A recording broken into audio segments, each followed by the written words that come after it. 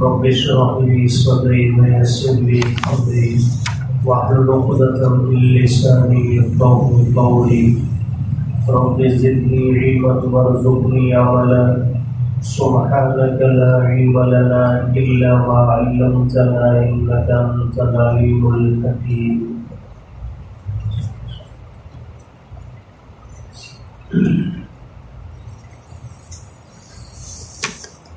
حامیم حروف مقطعات میں سے ہے، اس کا معنی اللہ کے علم میں ہے. والکتاب المبین، قسم ہے واضح کتاب کی. انا انزلناہ، بے شک ہم نے اس کو نازل کیا. فی لیلۃ مبارکۃ، برکت والی رات میں. انا کنا منذرین، بے شک ہم ڈرانے والے ہیں.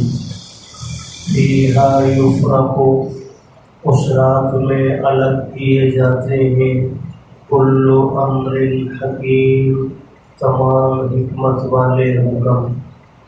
امرا من عندنا، ہماری جانب سے حکم کرتے ہوئے. انا کنا مرسلین، بے شک ہم ہیں بھیجنے والے. رحمتا من ربک، مہربانی ہے یہ تیرے رب کی جانب سے. انہ هو السمیع العلیم، بے شک وہ سننے والا جاننے والا ہے. رب السماوات والارض وما بینہما، وہ رب ہے آسمانوں اور زمین کا اور ان دونوں کے درمیان جو کچھ ہے اس کا. ان کنتم موقنین، اگر ہو تم یقین کرنے والے. لا الہ الا ہوا، نہیں کوئی معبود مگر وہی. هو یحیی و یمیت، وہ زندہ بھی کرتا ہے اور موت بھی دیتا ہے. ربکم، وہ تمہارا بھی پروردگار ہے. وَرَبُّ آبَائِكُمُ الْأَوَّلِينَ، اور تم سے پہلے آباء و اجداد کا بھی رب ہے. بَلْ هُمْ فِي شَكٍّ يَلْعَبُونَ، بلکہ یہ لوگ شک میں پڑے کھیل کود رہے ہیں.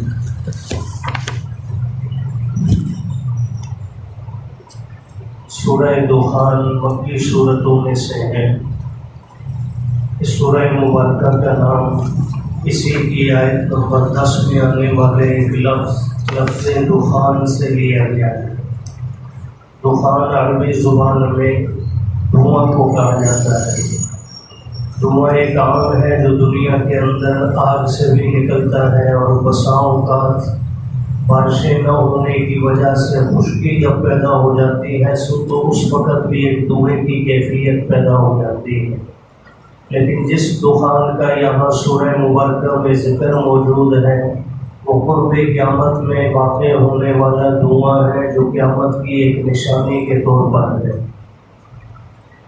یہ سورہ مبارکہ مکی دور کے آخری حصہ میں نازل ہوئی. سورہ زخرف جو اس سے پہلے کی صورت ہے، اس کے فوراً بعد سورہ دخان کا نزول ہوا. اور اس سورہ مبارکہ کے فضائل میں بھی بہت ساری روایات ہیں. ایک حدیث مبارکہ میں آتا ہے کہ جمعہ کی شب یا جمعہ کے دن میں اس کی تلاوت کرنے والے کو اللہ بے بہا اجر نصیب فرماتے ہیں. اور ایک اور حدیث مبارکہ میں آتا ہے، فرمایا جس شخص نے رات میں سورہ دخان کی تلاوت کر لی، اللہ 24 گھنٹے کے لیے، پورے دن کے لیے 70,000 فرشتے مقرر فرما دیتے ہیں جو اس کے لیے دعا کرتے ہیں. تو بڑی عظیم صورت ہے، مختصر بھی ہے، اتنی لمبی نہیں. اس کی ابتدا اللہ پاک نے حروف مقطعات سے فرمائی، حامیم سے.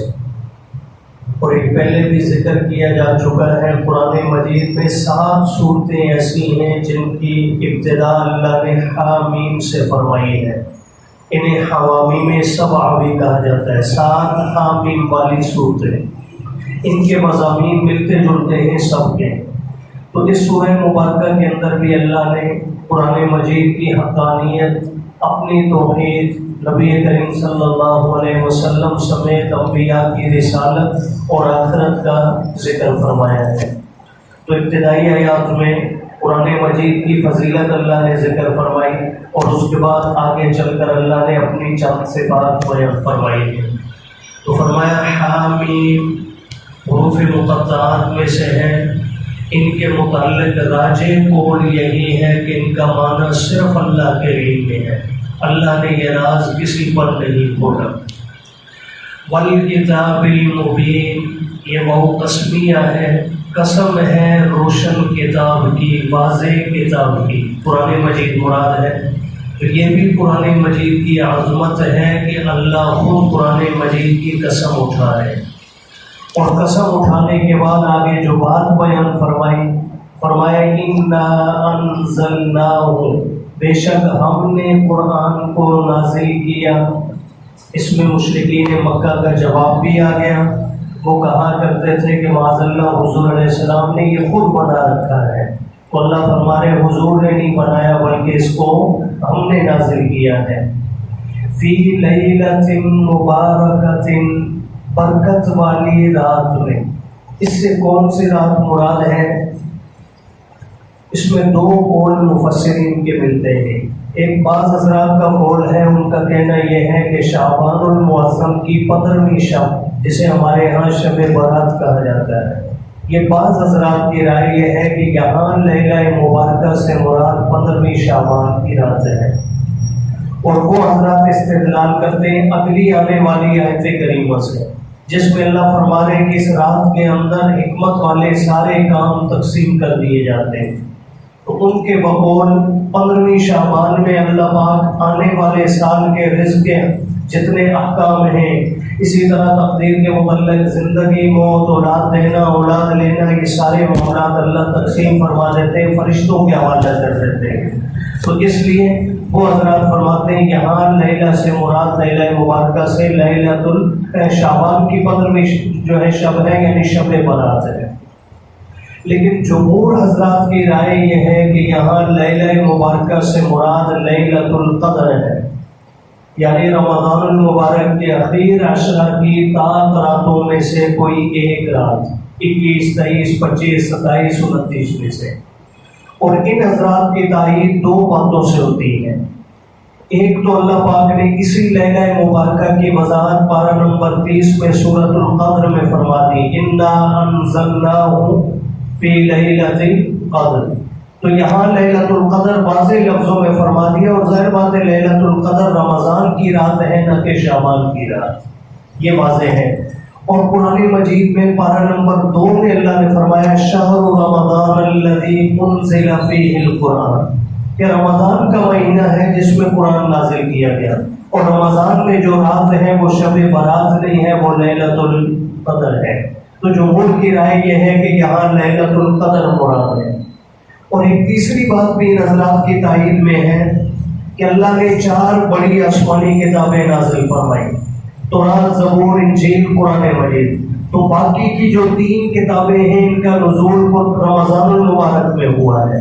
تو اس سے معلوم ہوتا ہے کہ اللہ نے قرآن کا نزول بھی رمضان میں فرمایا ہے، شعبان میں نہیں فرمایا۔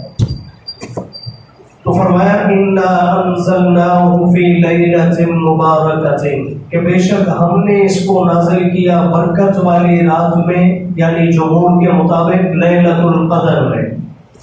انا کنا منذرین، نزول قرآن کا مقصد بیان کر دیا۔ قرآن کیوں نازل کیا؟ مقصد یہ ہے تاکہ میرا حبیب جہنم کا ذکر ہے اس میں پڑھ پڑھ کر سنائے، عذاب قبر کا ذکر ہے پڑھ پڑھ کر سنائے، تو لوگوں میں ڈر پیدا ہو اور وہ اللہ کی فرما برداری کرنے والے بنے۔ تو بے شک ہم ڈرانے والے ہیں۔ اور اگلی آیت کریمہ میں لیلہ مبارکہ کی اللہ نے وضاحت فرمائی، فرمایا فیہا، وہ رات اتنی برکت والی ہے کہ اس رات میں یفرق، الگ کر کے حوالہ کر دیے جاتے ہیں، کل امر حکیم، تمام حکمت والے کام۔ اللہ نے چونکہ آگے ملائکہ کی ڈیوٹیاں لگا رکھی ہیں، بارش پر فرشتہ مقرر ہے، روزی پہنچانے پر فرشتہ مقرر ہے، اسی طرح وحی لانے پر فرشتہ مقرر تھا، تو اللہ پاک ہر لیلۃ القدر میں آنے والے سال کے متعلق احکام جو ہے وہ فرشتوں کے حوالے فرما دیتے ہیں۔ تو فرمایا اس رات کے اندر الگ کر دیے جاتے ہیں تمام حکمت والے کام۔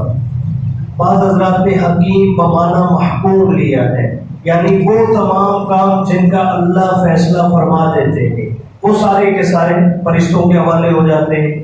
اسی لیے آگے فرمایا امرن، یہ حکم ہے من عندنا، ہماری جانب سے۔ اس کا یہ مطلب نہیں کہ بارش فرشتہ دیتا ہے، اور اگر اللہ نے کسی فرشتے کی ڈیوٹی روزی پہنچانے پر مقرر فرما رکھی ہے تو روزی دینے والا فرشتہ ہو گیا، نہیں۔ فرمایا فرشتہ لاتا تو ضرور ہے، بارش کے ہر قطرے کے ساتھ فرشتہ ضرور آتا ہے، لیکن یہ حکم کس کا ہوتا ہے؟ ہمارا۔ یہ فرشتے کا کوئی کمال نہیں، وہ ڈیوٹی پر مامور ہے۔ انا کنا مرسلین، بے شک ہم بھیجنے والے ہیں۔ یہ پچھلے جملے کی تائید کہ یہ جو فرشتے آتے ہیں تمہارے پاس جو کچھ بھی اللہ کی رحمت لے کر، اس انہیں بھیجنے والا کون ہے؟ اللہ۔ اسی لیے آگے فرمایا رحمت من ربک، یہ قرآن مجید کا نزول لیلہ مبارکہ میں ہونا جس میں زندگی کے بھی اصول موجود ہیں اور آخرت کی کامیابی کے اصول بھی، یہ مہربانی ہے تیرے رب کی جانب سے۔ یہ اللہ کا فضل ہے کہ اللہ نے یہ اصول نازل فرما دی ہے جس سے لوگ ہدایت حاصل کرتے ہیں۔ اور فرمایا وہ پروردگار، اب اگلے جو حصے میں اللہ نے ان آیات میں اپنی صفات بیان فرمائی ہے۔ کون سا رب؟ فرمایا انہ هو السمیع، وہ رب جو ہر ایک کی ہر حال میں سننے والا ہے، علیم، ہر ایک کے حال کو جو بول نہیں سکتا اس کی بھی اللہ جاننے والا ہے۔ رب السماوات والارض وما بینہما، اور فرمایا وہ صرف آپ کو پالنے والا نہیں، وہ آسمانوں اور زمین کا بھی رب ہے، اور ان دونوں کے درمیان میں جتنی مخلوقات ہیں سب کا رب وہی ہے۔ لیکن ان کنتم موقنین، یہ اس وقت ہوگا فرمایا جب تم اس بات کا یقین کرنے والے۔ آج ہمارا مزاج کیا ہے جی؟ دفتر نہیں جائیں گے تو کھائیں گے کہاں سے، دکان نہیں کھولیں گے تو بچوں کو پالیں گے کہاں سے؟ اللہ فرما رہے ہیں پالنا یہ تمہارے اختیار میں نہیں ہے، یہ پالنے والا کون ہے؟ یہ صبح صبح اٹھ کر چرندے پرندے کبھی دیکھیں کوئی بندوبست نہیں، کوئی نوکری نہیں لگی ہوئی، ملازمت نہیں ہے، کاروبار نہیں ہے، گھونسلے سے نکلتے ہیں اور اللہ کی تعریف کرتے ہوئے۔ یہ فرق ہے ہم میں اور ان میں کہ وہ رب کی تعریف کرتے ہوئے نکلتے ہیں، خالی پیٹ نکلتے ہیں، اپنا پیٹ بھی بھر کے آتے ہیں، بچوں کے لیے بھی لے کے آتے ہیں، ان کے لیے روزی کا انتظام روزانہ کی بنیاد پہ اللہ فرما رہے۔ تو فرمایا وہی رب ہے آسمان و زمین کا، سب کچھ کا، اگر تمہیں یقین ہو اس بات کا۔ تو جب رب وہی ہے، اب اس کا ایک تقاضا ہے، وہ کیا کہ جس کی کھاتا ہے بندہ اسی کی جاتا ہے، جس کا کھائے اسی کے سامنے سر جھکائے۔ اس لیے اگلے جملے میں اللہ نے فرما دیا لا الہ الا ہو، اس لیے نہیں کوئی عبادت کے لائق معبود مگر صرف کون تھی؟ وہی اللہ۔ اس لیے کہ جب پال ہو رہا ہے تو پھر عبادت بھی کس کی ہوگی؟ ایک اللہ کی۔ یحیی، صرف پالتا نہیں، فرمایا تمہیں زندگی بھی تو کون دے رہا ہے؟ اللہ۔ اور جب تم دنیا سے زندگی کا اپنا وقت پورا کر لو گے تو تمہیں موت دینے والا بھی کون ہے؟ اللہ۔ تو زندگی موت بھی رب کے اختیار میں ہے۔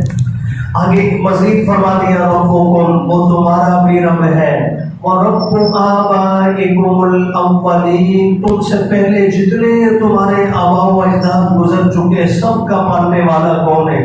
اللہ۔ لیکن فرمایا وَلْهُمْ فِي شَكٍّ يَلْعَبُونَ، یہ تو واضح بات تھی کہ ہر ایک کا پالنے والا رب ہے، اس کا تقاضا تو یہ تھا کہ ہر ایک یقین کر لیتا، لیکن فرمایا میرے محبوب یہ مشرکین مکہ اس کے باوجود شک میں پڑے ہوئے اور کھیل کود میں لگے ہوئے، انہیں اللہ کی ذات پر یقین نہیں۔ اللہ پاک دین کی سمجھ اور اپنی ذات حق پر کامل یقین نصیب فرمائے۔